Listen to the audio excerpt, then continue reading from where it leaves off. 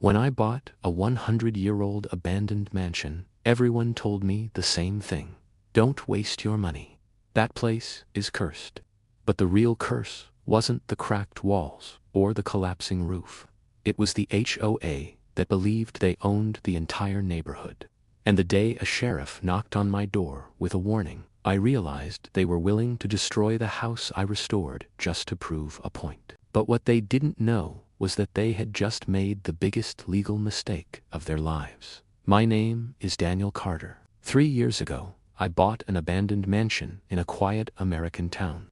The house was built in 1924, and for nearly 2 decades it had been sitting empty. Broken windows, collapsed fences, and weeds growing through the driveway. Most people saw a ruin. I saw history. The price was unbelievably low. $82,000 for a property that once belonged to one of the town's founding families. The previous owner had died without heirs, and the property sat in legal limbo until the county finally auctioned it. That's when I stepped in and bought it. But there was one detail I didn't notice at the time. The neighborhood had an HOA, and they were about to make my life miserable. For the next 14 months, I poured everything I had into restoring the mansion. A brand new roof, the original hardwood floors repaired, hand-carved staircases polished back to life. I even restored the original 1920s chandeliers.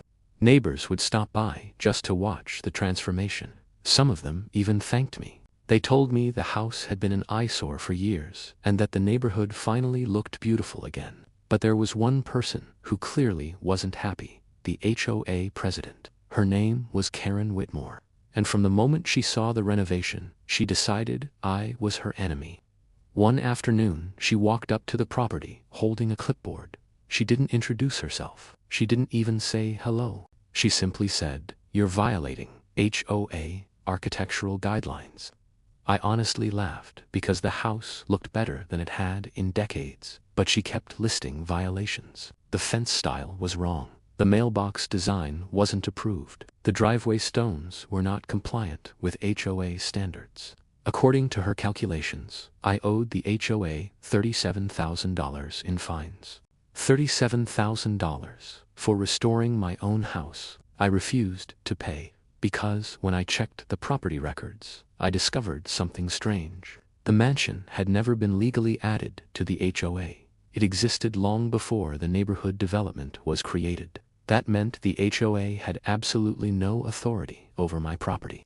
When I told Karen that, her face turned bright red. She looked directly at me and said something I will never forget. "You'll regret embarrassing me."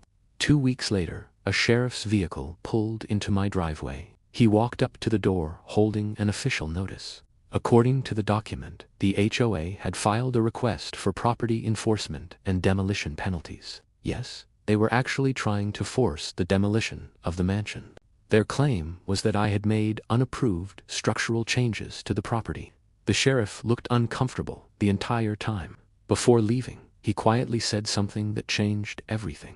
"You might want to talk to a lawyer." So that's exactly what I did. And what my lawyer discovered shocked everyone. The HOA had submitted forged documentation to the county, claiming my property was part of their jurisdiction. They literally tried to rewrite the property boundaries, but there was one massive problem with their plan. The original 1924 property deed clearly stated that the land was protected under historical property exemption, which meant the HOA had zero authority over it. Once the county reviewed the original documents, the entire case started to fall apart. The forged paperwork, the false fines, and the demolition request. Suddenly, the sheriff wasn't showing up at my door anymore. Instead, county investigators were knocking on Karen's door. The HOA was now facing legal trouble for fraud, harassment, and filing false property claims. 6 months later, the HOA quietly dropped every single fine they had issued. Karen Whitmore resigned as HOA president, and the mansion I restored is now officially registered as a local historical landmark. The same neighbors who once ignored the property now bring their families to take photos outside the house.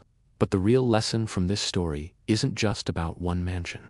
It's about power. Some HOAs believe they control everything in a neighborhood, But sometimes all it takes is one homeowner who understands the law. And suddenly the people making the threats are the ones facing the consequences. If you want to hear more real stories about HOA power abuse and legal battles, make sure to subscribe to HOA Case Files, because the next story might be even crazier.